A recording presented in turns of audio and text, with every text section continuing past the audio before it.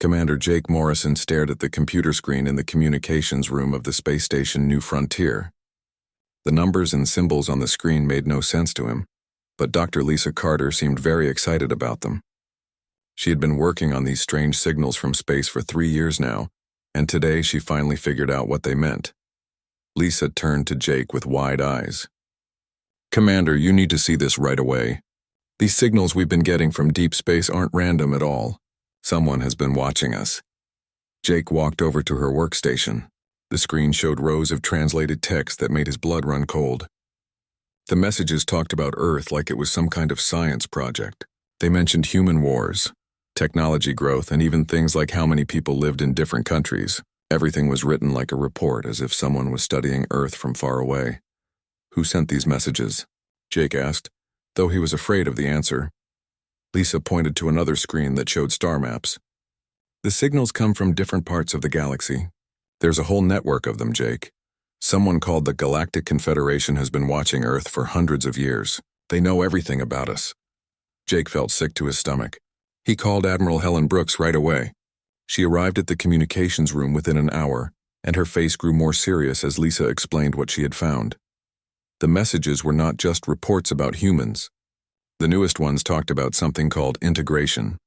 The Confederation had decided that humans were ready to join their galactic society, but not as equal partners. The messages described humans as a useful species that needed to be guided and controlled for the good of the galaxy. Admiral Brooks read through the translated messages carefully. Her hand shook slightly as she turned to the most recent ones. "Dr. Carter, are you absolutely sure about these translations?" Lisa nodded. "I've checked them dozens of times. Admiral, they're not planning to invite us to join them. They're planning to take over." The messages described how the Confederation had been testing humans for years. Strange crop diseases that scientists thought were natural were actually alien bioweapons designed to see how humans would respond to food shortages. The recent increase in cooperation between different countries wasn't because humans were getting better at working together. It was because alien signals had been mixed in with regular TV and radio broadcasts to influence how people thought. Jake looked at more files on Lisa's computer. The evidence was overwhelming. Even some of the biggest scientific discoveries of the last 10 years had been planned by aliens. They would hide pieces of advanced technology where human scientists would find them, then watch to see how quickly humans could figure out how to use them. "They've been treating us like lab rats," Jake said quietly. Admiral Brooks stood up and walked to the window that looked out at Earth. The blue and green planet looked so peaceful from space, but now they knew that hidden eyes had been watching it for centuries. Lisa continued reading through the messages. "Admiral, there's more. The integration process isn't just about controlling our governments. They plan to change us physically and mentally. Humans who don't fit their standards will be processed." "What does that mean?" Admiral Brooks asked, though her voice suggested she already knew the answer wouldn't be good. "The messages aren't clear, but it sounds like they'll either kill people who don't cooperate or change their brains to make them more obedient." Jake felt anger building inside him. "How long do we have?" Lisa checked the most recent transmissions. Based on these messages, they were planning to start the integration process gradually over the next 50 years, but she paused and looked worried. "But what?" Admiral Brooks demanded. "The newest message was sent just 3 days ago. It says the timeline has been moved up. They want to begin direct contact within the next few months." The room fell silent. Jake thought about his family back on Earth, about the billions of people who had no idea that aliens had been controlling their lives. They were all going about their normal days, working and playing and loving each other, while somewhere in space, creatures they had never seen were planning their futures. Admiral Brooks turned back to face them. "Dr. Carter, I need you to keep translating these messages. Find out everything you can about their plans, their technology, and their weaknesses. Commander Morrison, we need to start gathering evidence. If we're going to fight this, we need to know exactly what we're up against." Jake nodded, but he felt overwhelmed. "Admiral, how do we fight something like this? They've been watching us for hundreds of years. Their technology is obviously far ahead of ours. They know everything about us, but we know almost nothing about them." "We'll figure it out," Admiral Brooks said firmly. "Humans have survived ice ages, plagues, wars, and disasters. We've always found a way to keep going when things seemed impossible. This won't be any different. Lisa was still reading through the alien messages. Commander Admiral, there's something else. These messages mention observers who are already on Earth. They're not just watching us from space. Some of them are living among us disguised as humans. This news hit Jake like a punch to the stomach. How many? The messages don't give exact numbers, but it sounds like there are observers in every major city. They've been here for decades, maybe longer. They've been influencing our governments, our businesses, even our schools and churches. Admiral Brooks clenched her fists. We need to find these observers and figure out how they've been controlling us.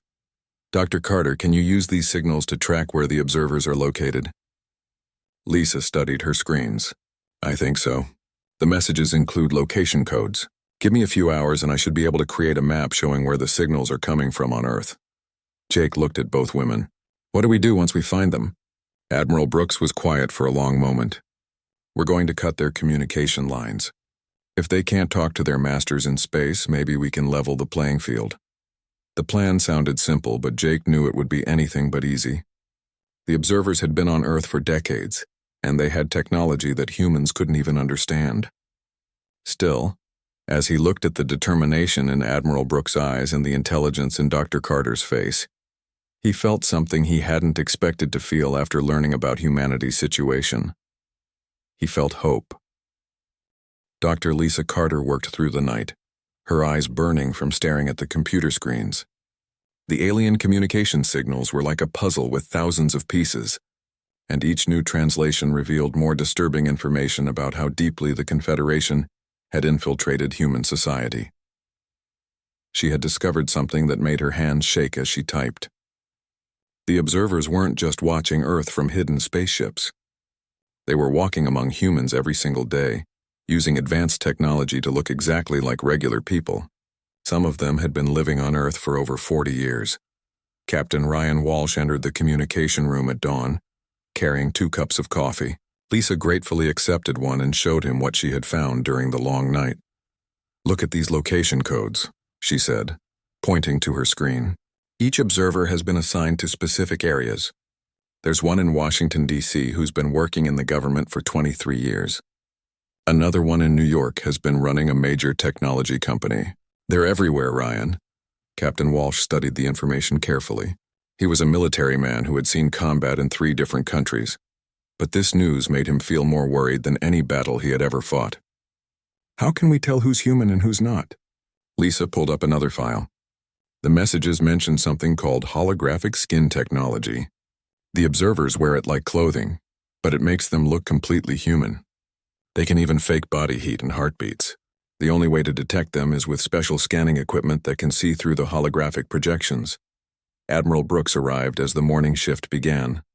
She had called a meeting with the senior staff to discuss their next steps. Commander Jake Morrison joined them, along with Dr. Frank Phillips, a brain scientist who had been brought up to the space station to help understand the alien technology. Lisa showed everyone what she had discovered during the night. The map of observer locations covered the entire planet. Red dots marked confirmed alien infiltrators in every major city on Earth. There were dozens of them in places like London, Tokyo, Moscow, and Beijing. Even smaller cities had at least 1 or 2 observers watching the local population.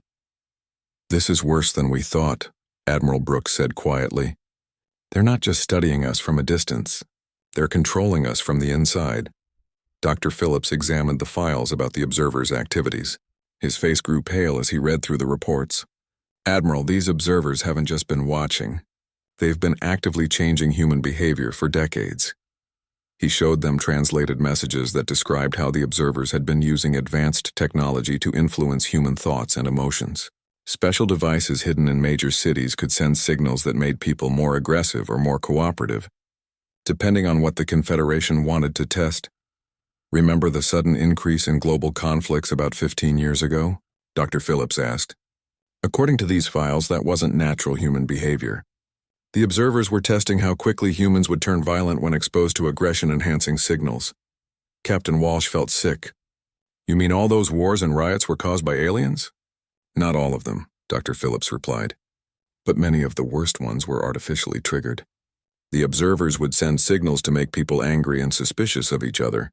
Then watch how human societies responded to the stress. Jake studied the files more carefully. What about the opposite? The recent push for international cooperation and peace talks? Lisa nodded grimly. Same thing, but with different signals. They've been testing both sides of human nature. They want to know exactly how to control our emotions and reactions before they start the integration. Process, Admiral. Brooks stood up and walked to the large window, overlooking Earth. We need to find these observers and figure out how to stop them. Captain Walsh, I want you to put together a team for ground investigation. We need to verify these locations and gather intelligence about their operations. Captain Walsh saluted. Yes, Admiral. How many people should I take? Keep it small and secret. If the observers realize we know about them, they might accelerate their timeline or call for immediate backup from space. Take Lieutenant Amy Cooper and Officer Danny Ross. They're both good at staying unnoticed. Dr. Phillips raised his hand. Admiral, there's something else you need to know. According to these files, the observers have been slowly introducing Confederation technology into human infrastructure. Our power grids, communication networks, and transportation systems have all been modified with alien components. This news hit everyone like a physical blow. Jake felt his stomach drop. Are you saying they can control our entire civilization just by flipping a switch? It's worse than that, Dr. Phillips replied. The alien technology isn't just controlling our systems. It's making us dependent on them.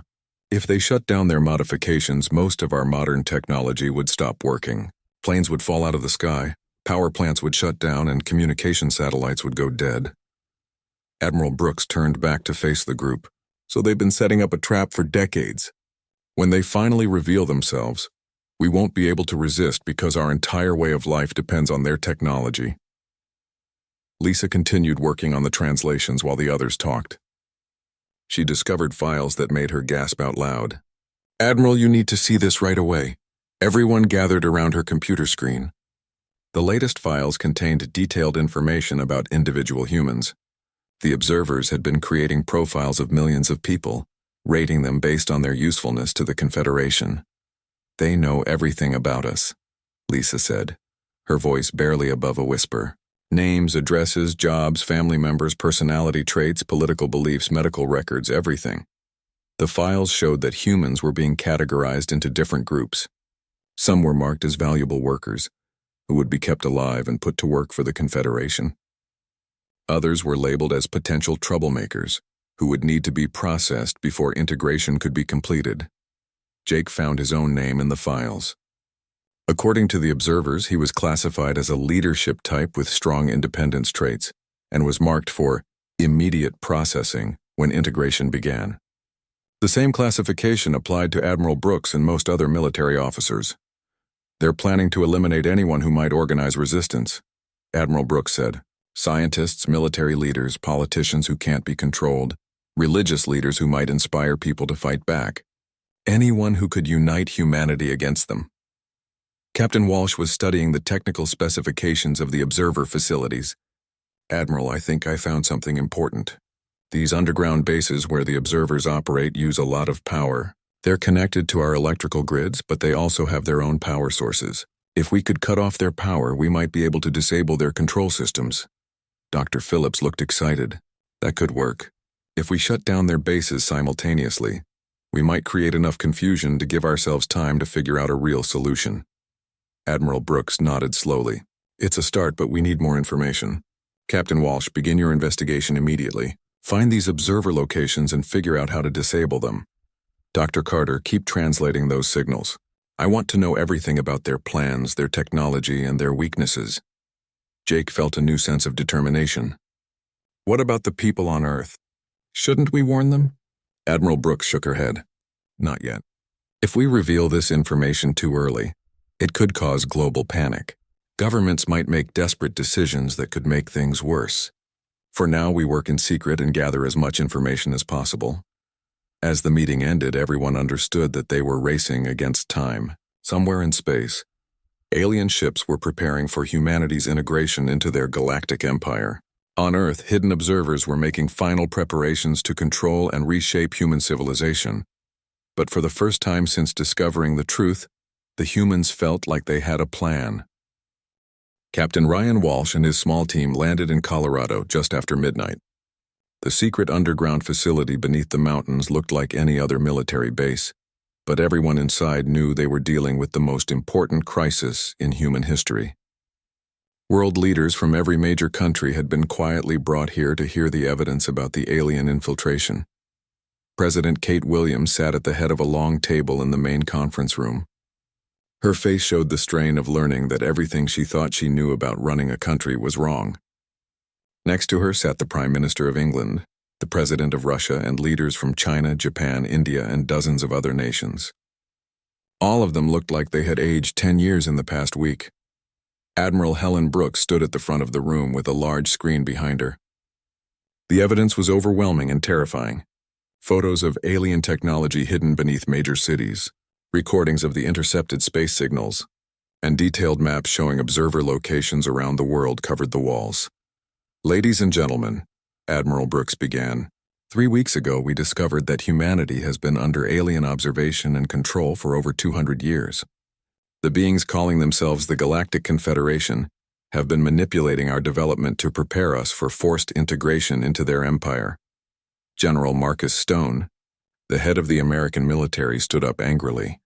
"Admiral, we have the most powerful military force in human history. Why can't we just attack these observer bases and destroy them?" Dr. Lisa Carter, who had been brought to the meeting to explain the technical details, shook her head. "General, their technology is centuries ahead of ours. Our weapons can't even damage their facilities. They use energy shields that can stop nuclear weapons. Their personal armor can make our bullets bounce off like raindrops." President Williams looked at the files spread across the table. "Dr. Carter, how long do we have before they begin this integration process? Based on the most recent intercepted messages, we estimate 6 to 8 weeks before they make direct contact with world governments. Once that happens, they'll demand immediate surrender and cooperation." The room erupted in angry voices as leaders began arguing about what to do. Some wanted to try negotiating with the aliens. Others demanded immediate military action, despite the technological disadvantage. A few suggested hiding the truth from their populations to prevent worldwide panic. President Williams raised her hand for silence. "We need realistic options, not wishful thinking. What can we actually do to protect humanity?" Dr. Frank Phillips, who had been studying the alien technology, stepped forward. "Madam President, we believe the aliens have made one critical mistake. They've become overconfident in their control systems. For decades, they've been predicting human behavior based on psychological models, but humans are much more unpredictable than they realize." Captain Walsh explained what his team had discovered during their investigation of observer facilities. The aliens communicate with their home bases through a network of quantum transmitters hidden around Earth. These transmitters send real-time reports about everything happening on our planet. Without that information flow, the Confederation Command would be operating blind. Admiral Brooks pointed to a map showing the locations of major transmitter sites. "If we could destroy these communication hubs simultaneously, we could cut off the aliens' eyes and ears on Earth. That would force them to rely on outdated information and general assumptions about human behavior." General Stone looked skeptical. "Even if we could destroy their communications, what would that accomplish? They could still invade us with superior technology." Dr. Phillips smiled for the first time since the crisis began. "General, that's exactly what we want them to do. The Confederation operates on logic and predictability. They make plans based on statistical analysis and behavioral models. But humans have always been at their best when facing impossible odds and making desperate choices."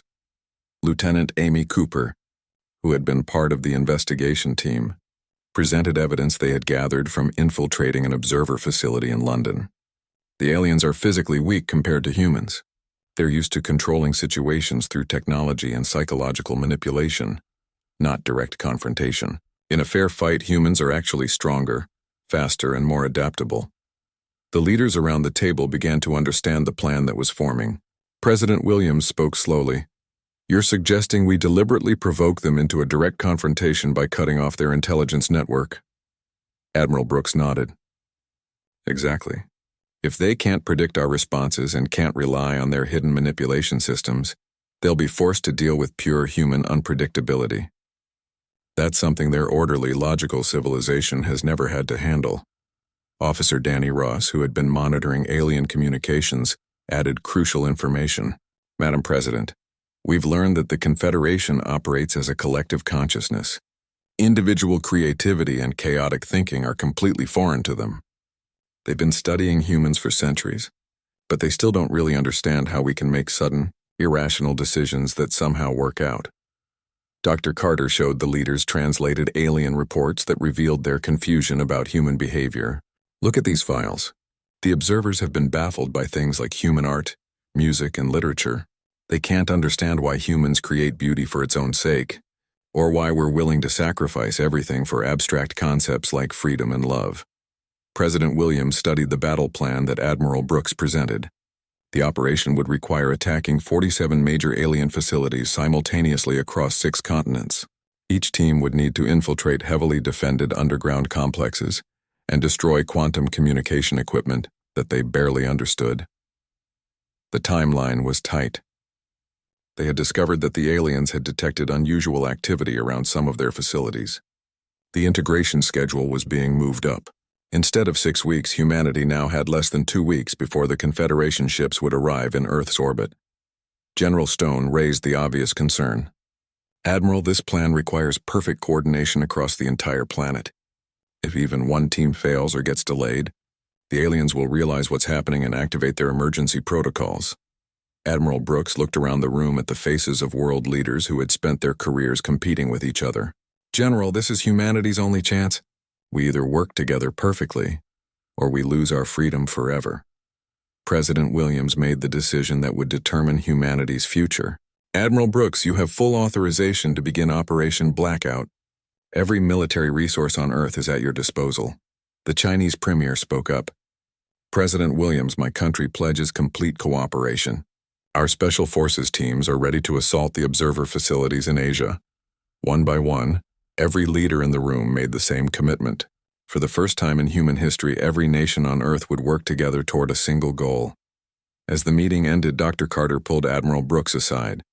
Admiral, there's something else you need to know. I've been monitoring the alien communications, and I think they're starting to suspect that we've discovered their network.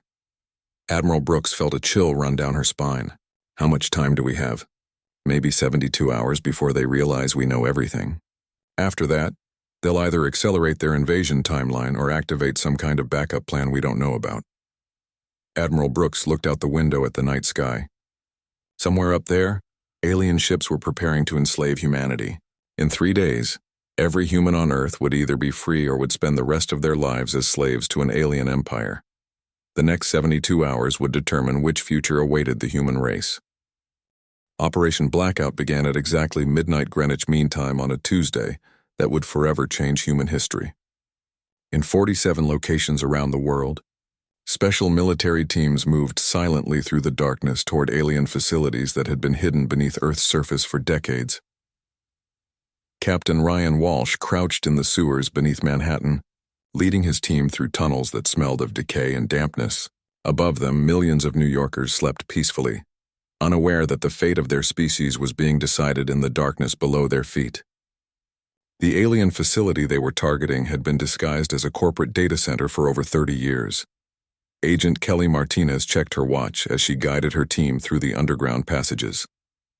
They had practiced this mission dozens of times, but nothing could have prepared them for the reality of fighting aliens with technology that seemed to break the laws of physics. Her team carried experimental weapons that Dr. Phillips had created using salvaged alien components, but no one knew if they would actually work. In Tokyo, Commander Steve Anderson led his unit through an underground complex that made no sense to human eyes. The walls seemed to bend and twist in impossible ways, and the air shimmered with energy that made his skin tingle. The alien holographic defenses created illusions that made the team question their own sanity, but they pushed forward anyway. Dr. Lisa Carter found herself in the most dangerous position of all, guiding a team through the underground facility beneath the British Museum in London. As the only person who could read alien technology, she was essential for identifying the main communication equipment. Her hands shook as she held the scanner that would detect the quantum transmitters they needed to destroy. The observers fought back with weapons that terrified the human soldiers. Energy beams that could cut through steel like paper, personal force fields that deflected bullets and explosions. and devices that could manipulate gravity to crush attackers or make them float helplessly in the air. The alien technology was so advanced that it seemed like magic to the humans who faced it. But the human teams had advantages that the observers didn't expect. Captain Walsh's team used the narrow sewer tunnels to limit the aliens' movement, forcing them into close combat, where human strength and speed mattered more than advanced technology. Agent Martinez discovered that the observers' energy shields were designed to stop high-tech weapons, but couldn't handle simple things like thrown rocks or improvised clubs. In Sydney, Lieutenant Amy Cooper's team found the most important target of all. Hidden beneath the city was a massive crystalline structure that pulsed with alien energy. This was the central communication hub that connected all the observer facilities to the Confederation ships in deep space. The crystal was beautiful and terrifying, standing 3 stories tall and humming with power that made the air itself vibrate. Lieutenant Cooper worked frantically to plant the electromagnetic charges that would destroy the crystal. As she attached the explosive devices, she realized that the facility had been drawing power directly from Earth's magnetic field. The aliens had been slowly weakening the planet's natural defenses for decades, preparing for the moment when their ships would arrive. Officer Danny Ross monitored global communications from the command center, watching as teams around the world reported their progress. The mission was going better than anyone had dared to hope. But time was running out. His equipment detected Confederation ships moving toward Earth's solar system, still weeks away but closing the distance faster than expected. The most dangerous moment came when the observers realized what was happening. In facilities around the world, alien defenders activated emergency protocols that turned their hidden bases into deadly traps. Walls began to close in to crush the human invaders, poisonous gases filled the air, and automated defense systems came online to hunt down the human teams. Commander Anderson's team in Tokyo faced the worst of it. The facility's defense system created dozens of holographic copies of alien guards, making it impossible to tell which targets were real. His soldiers wasted precious ammunition shooting at illusions while real aliens attacked from unexpected directions. Only quick thinking and pure determination kept his team alive long enough to reach their target. Dr. Carter's team in London discovered something that chilled her to the bone. The alien facility contained detailed plans for something called biological integration. The observers had been collecting genetic samples from humans for decades, preparing to create hybrid creatures that would serve as perfect slaves for the Confederation. Rows of tanks filled with strange liquid contained human DNA, mixed with alien modifications. Agent Martinez found similar laboratories in the New York facility. The observers had been experimenting on kidnapped humans for years, testing ways to modify human brains to make them more obedient and less creative. The evidence of their crimes made her team fight with renewed fury, knowing that they were not just saving humanity's freedom, but avenging countless victims. The critical moment arrived when Lieutenant Cooper finished planting the charges in Sydney. The central communication hub was rigged to explode, but several other teams were still inside their target facilities. Admiral Brooks faced the hardest decision of her military career.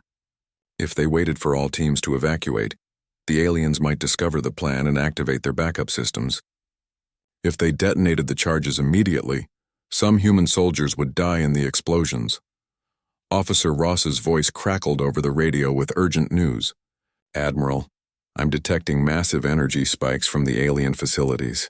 They're trying to send an emergency signal to their ships. We have maybe 60 seconds before they succeed." Admiral Brooks closed her eyes and made the choice that would haunt her forever. Detonate all charges. Execute Operation Blackout now. The explosions erupted across the globe in perfect synchronization. 47 alien facilities vanished in brilliant flashes of light and electromagnetic energy. The quantum communication network that had connected Earth to the Galactic Confederation for centuries went silent. In an instant, Captain Walsh's team barely escaped the New York facility as it collapsed around them. Agent Martinez lost 2 soldiers in the explosion, but the mission was complete. Commander Anderson's unit in Tokyo fought their way out through burning wreckage, carrying wounded teammates but victorious. Dr. Carter's team in London suffered the worst casualties, but she had managed to destroy not only the communication equipment, but also the biological laboratories where humans had been tortured and experimented on. Lieutenant Cooper's team in Sydney evacuated just seconds before the central hub exploded. sending shockwaves through the Earth's crust. For the first time in over 200 years, the aliens watching Earth could not communicate with their masters in space. The Confederation was now blind to human activities and intentions, but Officer Ross detected something that made his blood run cold. The approaching alien ships had suddenly changed course and increased their speed. The Confederation knew something had gone wrong, and they were coming to Earth much sooner than anyone had expected. The silence that followed Operation Blackout was the most terrifying quiet in human history. For 3 days, Admiral Helen Brooks stood in the rebuilt communications center of the New Frontier space station, staring at screens that showed nothing but empty space. The alien communication network was dead, but no one knew what would happen next. On the 4th day, the ships appeared. Officer Danny Ross was the first to see them. Massive vessels materialized in Earth's orbit like dark clouds blocking out the stars.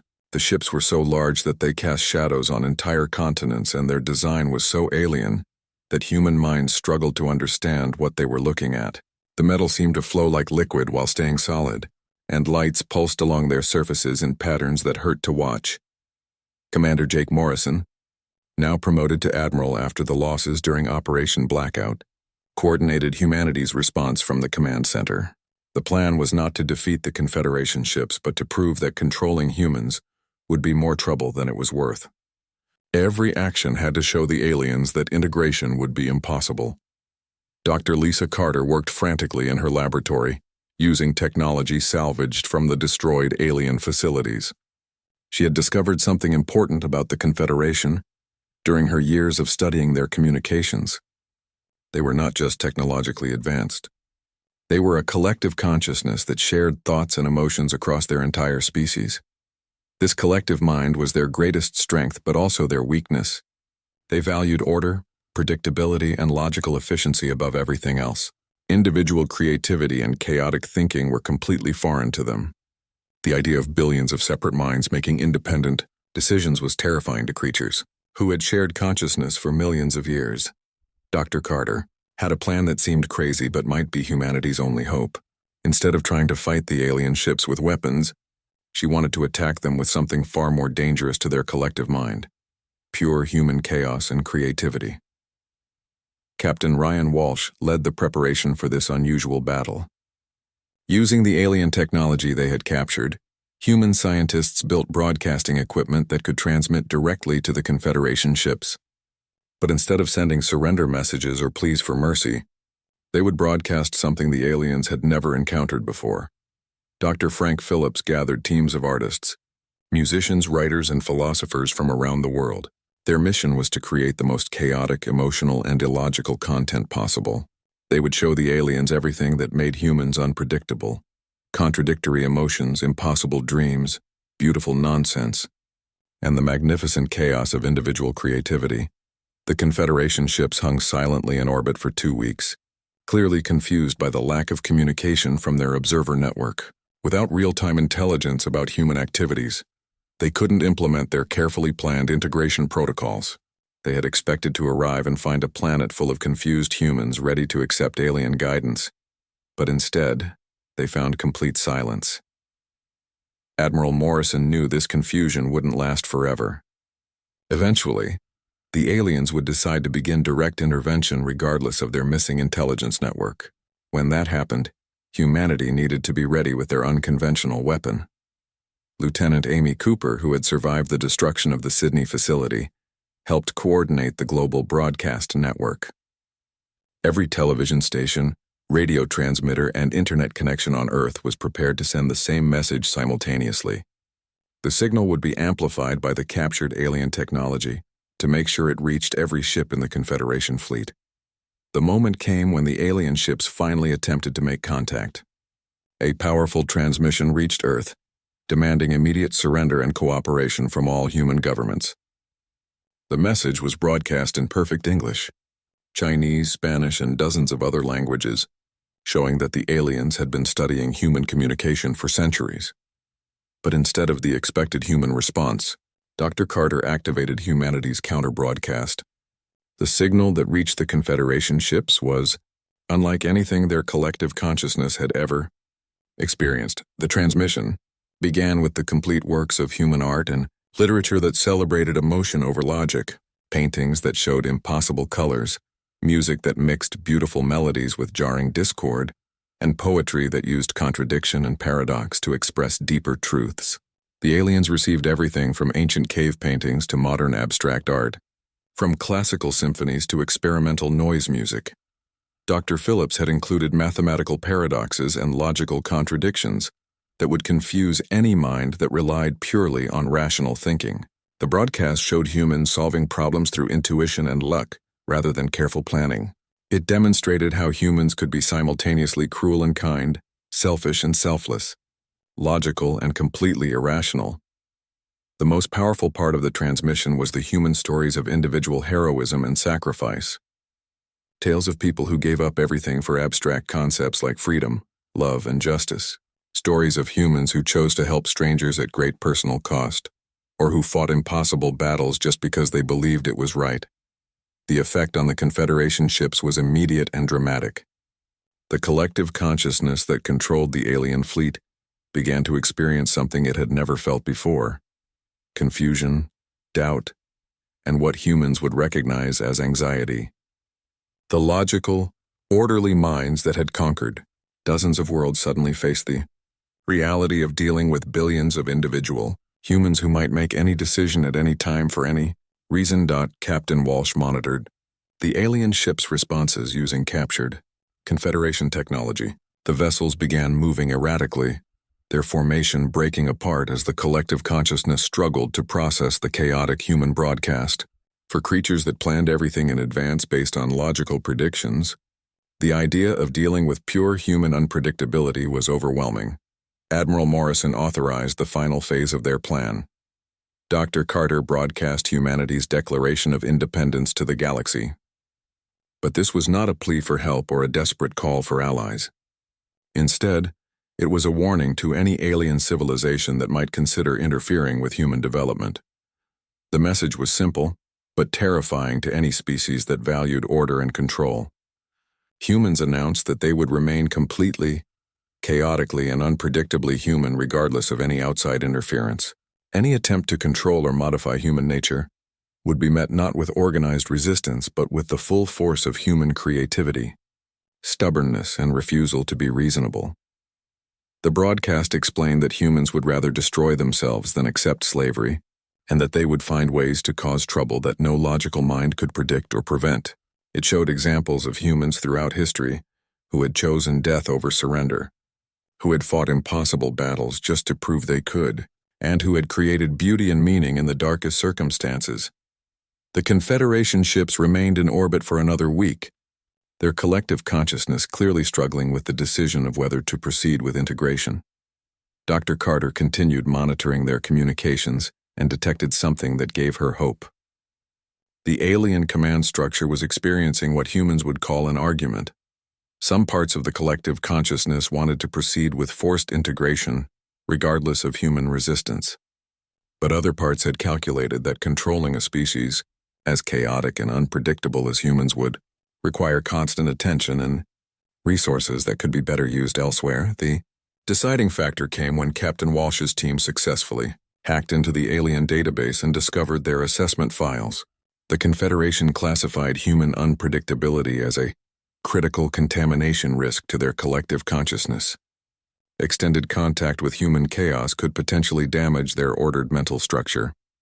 On the 23rd day after their arrival, the Confederation ships departed. But they left behind something that would protect Earth far better than any weapon: a quarantine beacon. The signal warned all galactic civilizations that Earth was inhabited by a chaotic anomaly species that posed a contamination risk to ordered societies. Admiral Morrison stood in the communications center, watching the alien ships disappear into the darkness of space. Dr. Carter's final translation of their departure message was both a victory and a warning. The Confederation acknowledged that humans were too dangerous and unpredictable to integrate into galactic society, but they would monitor Earth from a safe distance to ensure that human chaos didn't spread to other worlds. Commander Jake Morrison looked at the stars with new understanding. Humanity had not gained membership in a galactic community, but they had earned something more valuable: the right to develop on their own terms, in their own chaotic and wonderful way. Dr. Carter's final report summarized their victory perfectly. The galaxy had plans for Earth, but those plans ended when they realized that humans would rather be impossible than predictable, would choose chaos over control, and would never stop being magnificently, dangerously, and beautifully human. The communication line to the galaxy had been cut, and humanity was finally free to write its own story among the stars.